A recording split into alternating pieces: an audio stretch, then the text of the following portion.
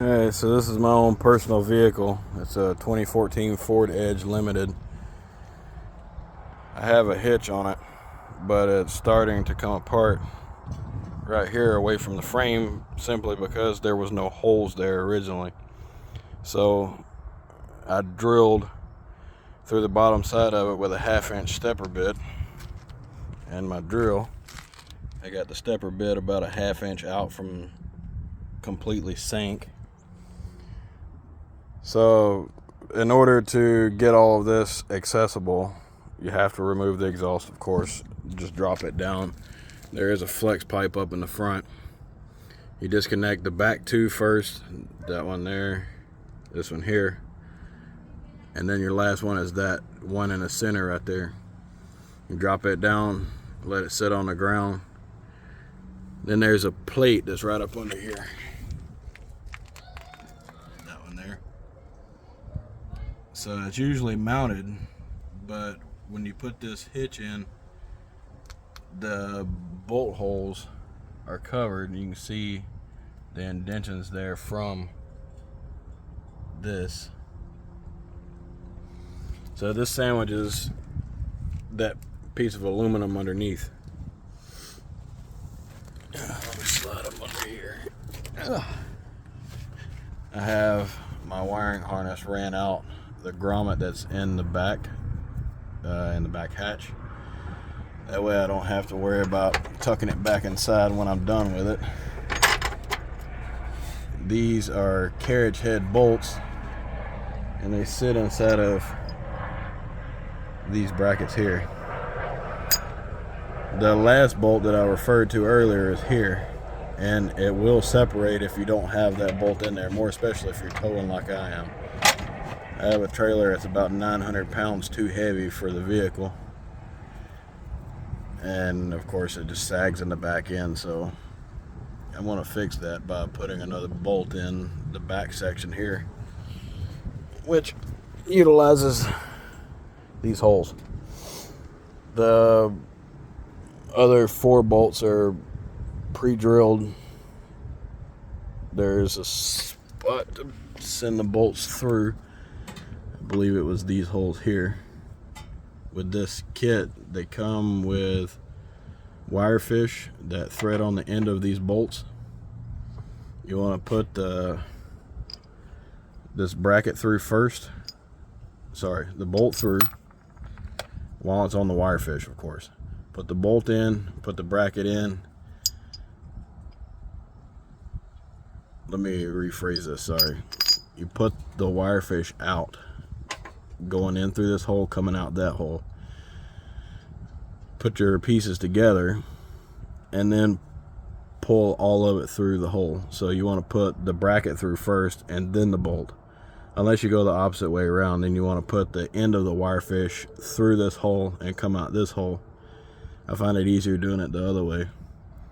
I've installed probably 400 hitches in the past 3 years, so everybody has their own method of doing this, and either way is just as easy as the other for me. Anyways, after you get these pulled down, you want to keep the wire fish on all the way up until you're ready to put the nut on. Otherwise, if it gets pushed back up in, you're screwed. You'll never be able to get it back out unless you somehow fish it out with a magnet, and it's not very easy to do. Thankfully, I've done this, like I said, multiple times, so I'm not really too worried about losing the bolt inside. I have to get my wife to help me put this back up into place, but she pretty well follows orders, so she'll be able to do it just as good as I can. Anyhow, this last bolt, you have to take the back bumper off, or the bumper cover off, to be able to get to it. There are, let's see, 2 5mm screws, 5.5mm screws on the bottom. Oh, I missed one.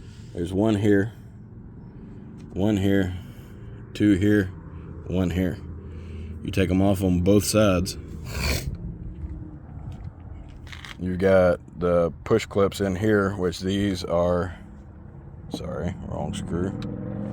These are the little Phillips head guys. I have no idea where the actual Phillips. Oh, here's one that's complete. This is what they look like. They're a little bit of a pain in the butt to get out sometimes, but it's not the end of the world. It's not too difficult to do.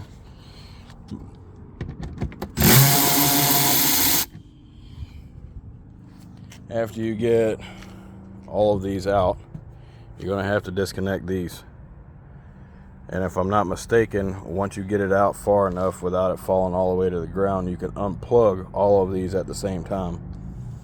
So I'm going to go ahead and pop the side off here.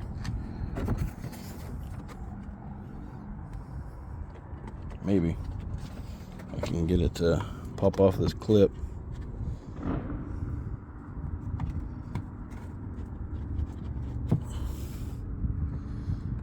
I can't really see up in there very well.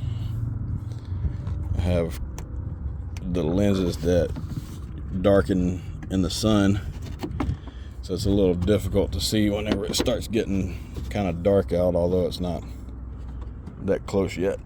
Okay, there's the first one.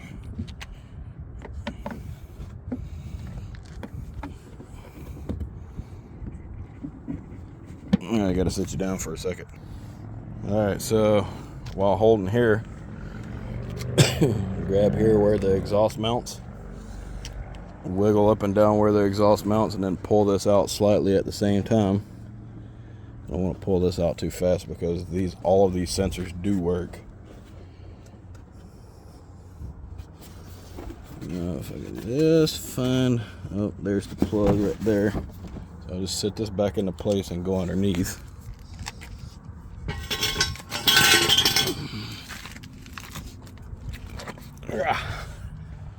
Ow.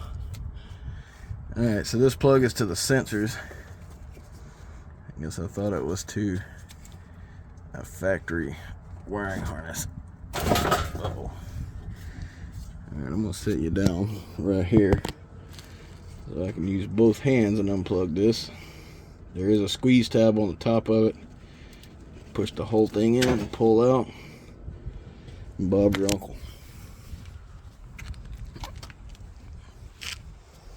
Now the other side should be fairly straightforward. While that side's out, this side right here should just pop right out of there. Just grab right in the center of the bumper cover. Support it with your leg. Move it up and down a little bit.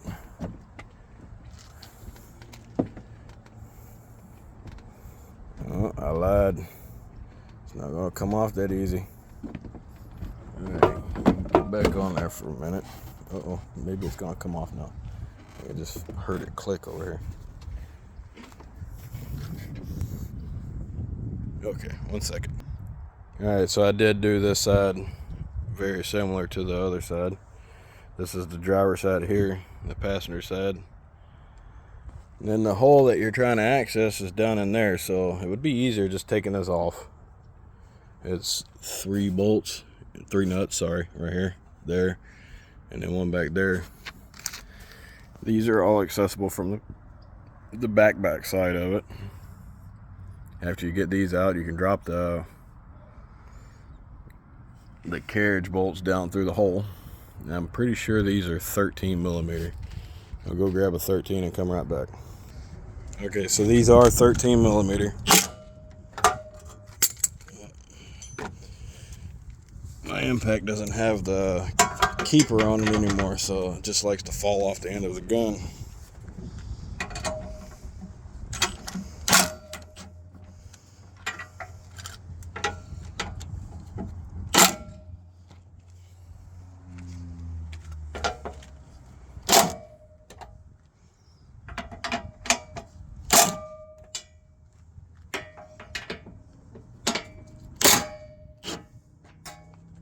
Alright, so now that they're all broke loose, I come back with just the extension. Maybe. That one's a little tight.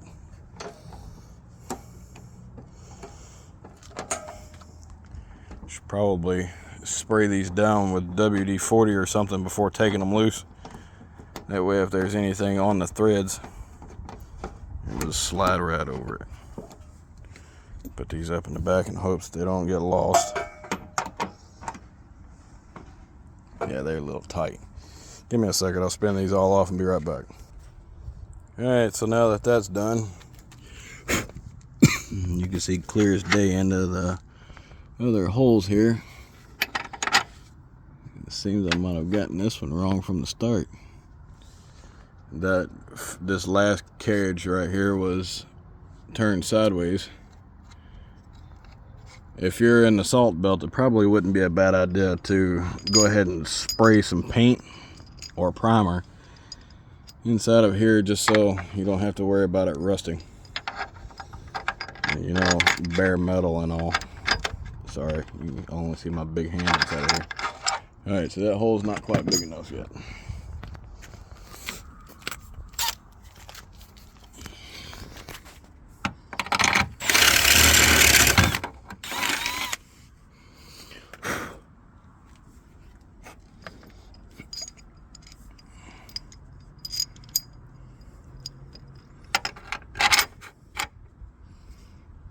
Just like that, and I got all 3 holes then.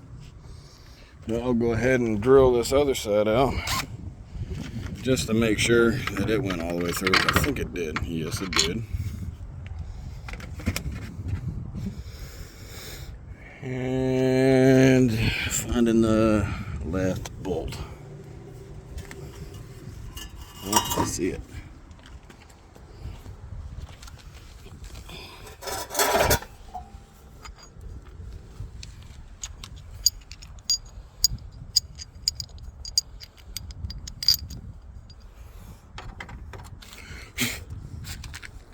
Make sure I didn't screw those up. Looks like they might be in the right spot. And it also looks like if I would have gone slightly further forward, I might have been in a good spot for all 3 of the bolts to go in.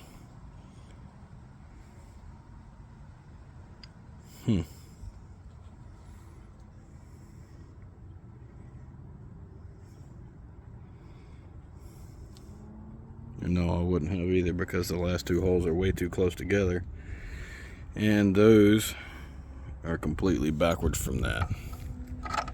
So we'll go ahead and press on here. These are in. Now it would be best to go ahead and put the hitch on now. That way you don't have to worry about if you push one of these up inside the hole, you'll lose it, because you can stick your hand clear back to the back hole. I mean, my hands are big and I can go all the way back there to the last one. I'm going to finish putting this back together. Just figured I would do a video so if anyone decided to put the hitch on themselves, they would know how. Otherwise, most trailer repair places or U-Haul usually charge about $200 to put a hitch on. I charge about $110 depending on what kind of vehicle it is. A Mercedes, where it sandwiches in between the bash bar and the back of the body, is about $250 because you have to take everything off just the way that I did now. Let's see, wiring harnesses, depends on what kind of vehicle it is, would depend on if the price would be $110 or $360. This particular one though, I have a hot port here, so I used it. This panel right here comes off. Of course, you have to take everything out of the floor here. Thankfully, my mess of a back of a vehicle is going to get cleaned out soon, but I've already done this almost a year ago. Take all of the plastics out from under this panel here on this specific vehicle, unbolt this from the side, and you can gain access to that port right there. 90% of people don't even know this port's back here, and if they do know it's back here, they never use it. And it has its own dedicated fuse up in the front, and it's a 10 amp. So that's what these wiring harnesses require. And it would be a good one to use if you don't use this back and use the trailer at the same time. Even if you did, I don't think there would be any issues, because most trailers nowadays come with LED and they don't use as much amperage. Thanks for watching.